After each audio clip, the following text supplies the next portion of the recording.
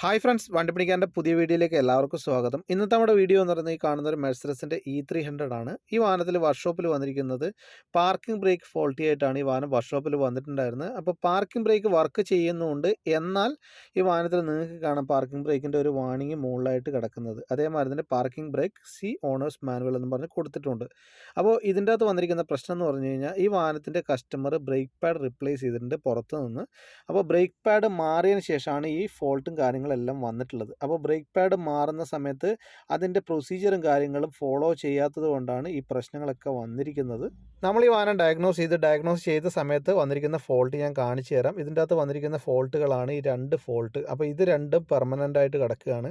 അപ്പോൾ ഇന്നത്തെ നമ്മുടെ വീഡിയോ എന്ന് പറയുന്നത് നമ്മൾ എല്ലാവരും തന്നെ ബ്രേക്ക് പാഡ് മാറുന്ന സമയത്ത് അത് സർവീസ് മോഡിലേക്ക് ആക്കിയിട്ടില്ലെങ്കിൽ ഈ ഫോൾട്ടും കാര്യങ്ങളെല്ലാം വരുന്നതാണ്. അപ്പോൾ അതേമാതിരി തന്നെ അതിന് നിങ്ങൾ കുറച്ച് കോസ്റ്റ്ലി ആയിട്ടുള്ള ഐറ്റങ്ങളൊക്കെ ചിലപ്പോൾ മാറേണ്ടി വരും. അപ്പോൾ ഇന്നത്തെ നമ്മുടെ വീഡിയോ എന്ന് പറയുന്നത് ഈ വാഹനത്തിൻ്റെ എങ്ങനെ റിയർ ബ്രേക്ക് പാഡ് മാറുന്ന സമയത്ത് നമുക്കിത് എങ്ങനെ സർവീസ് മോഡിലേക്ക് ആക്കാം എന്നാണ് ഞാൻ കാണിക്കാൻ പോകുന്നത്. അപ്പോൾ സർവീസ് മോഡിലേക്ക് ആക്കുന്നതിന് നിങ്ങൾക്ക് ഇതിൻ്റെ അകത്ത് കുറേ കാര്യങ്ങൾ നമ്മൾ സ്കാനർ ഉപയോഗിച്ച് സെറ്റ് ചെയ്യുക. നമുക്ക് ഹോട്ട് ഫംഗ്ഷനിൽ പോയി കഴിഞ്ഞാലാണ് നമുക്ക് ഇതിൻ്റെ സർവീസ് മോഡിലേക്ക് ആക്കാൻ സാധിക്കുന്നത്. അപ്പോൾ ഹോട്ട് ഫംഗ്ഷനിൽ പോയി കഴിഞ്ഞാൽ ഇതിൻ്റെ അകത്ത് കുറേ കാര്യങ്ങളുണ്ട്. അതിൻ്റെ അകത്ത് EPB എന്ന് പറയുന്നൊരു ഓപ്ഷനിൽ പോയി കഴിഞ്ഞാൽ നമുക്ക് ഇതിൻ്റെ അകത്ത് പാർക്കിംഗ് ബ്രേക്ക് സർവീസ് മോഡിലേക്ക് ആക്കാം. അതിൽ തന്നെ രണ്ട് ഓപ്ഷനിൽ നമുക്ക് പോയി കഴിഞ്ഞാൽ ആക്കാൻ സാധിക്കും. ഒന്ന് ഇലക്ട്രിക്കൽ പാർക്കിംഗ് ബ്രേക്കിൻ്റെ അതിൽ പോയി കഴിഞ്ഞാൽ നമുക്ക് ചെയ്യാം.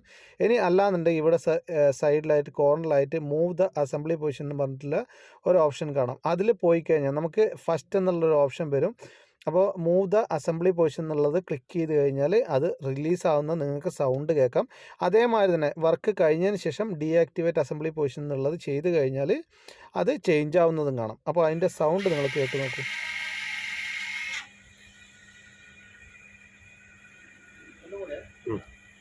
ഈ മോഡൽ വാഹനങ്ങളുടെ കാലിപ്പറിൻ്റെ മോട്ടറും കോമൺ ആയിട്ട് ഫോൾട്ട് ഉണ്ടെങ്കിലും ഈ ഒരു DTCക്ക് നമുക്ക് ഇതിൻ്റെ കാലിപ്പറിൻ്റെ മോട്ടർ മാറിക്കഴിഞ്ഞാലൊന്നും ഈ വാഹനത്തിൻ്റെ പ്രശ്നങ്ങൾ കഴിയത്തില്ല.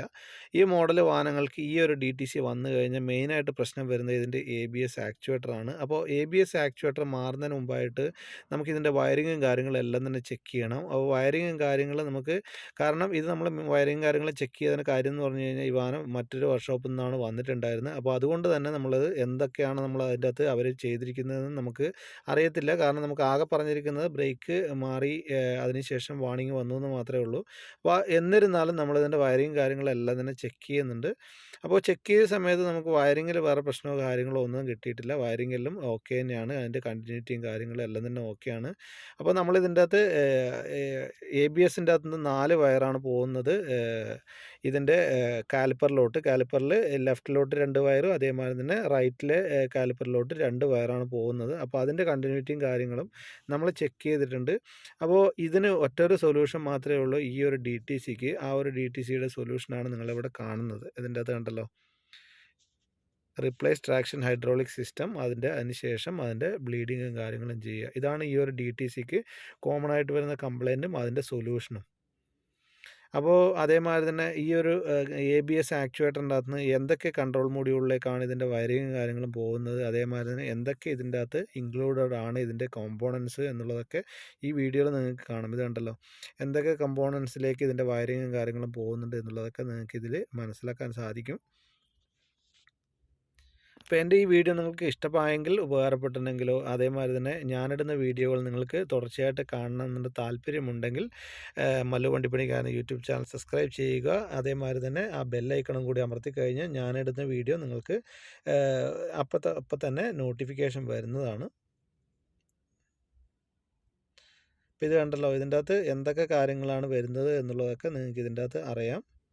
ഇനി പുതുതായിട്ട് ഈ ഫീൽഡിലോട്ട്, മെക്കാനിക്കൽ ഫീൽഡിലോട്ട് നിങ്ങളുടെ ഫ്രണ്ട്സോ റിലേറ്റീവോ ആരെങ്കിലും ഫീൽഡിലോട്ട് ഇറങ്ങുന്നുണ്ടെങ്കിൽ ഈ വീഡിയോ അവർക്കായിട്ട് ഷെയർ ചെയ്ത് കൊടുക്കണം. കാരണം അവരുടെ കയ്യിൽ നിന്ന് പുതുതായിട്ട് ഈ ഫീൽഡിലോട്ട് ഇറങ്ങുന്നവരുടെ നിന്നാണ് ഇങ്ങനെയുള്ള മിസ്റ്റേക്കും കാര്യങ്ങളൊക്കെ കൂടുതലായിട്ടും വരുന്നത്. അപ്പോൾ അവരെ സർവീസ് മോഡിലോട്ട് കാര്യങ്ങളൊക്കെ അവർക്ക് ആക്കാൻ അറിയത്തില്ല.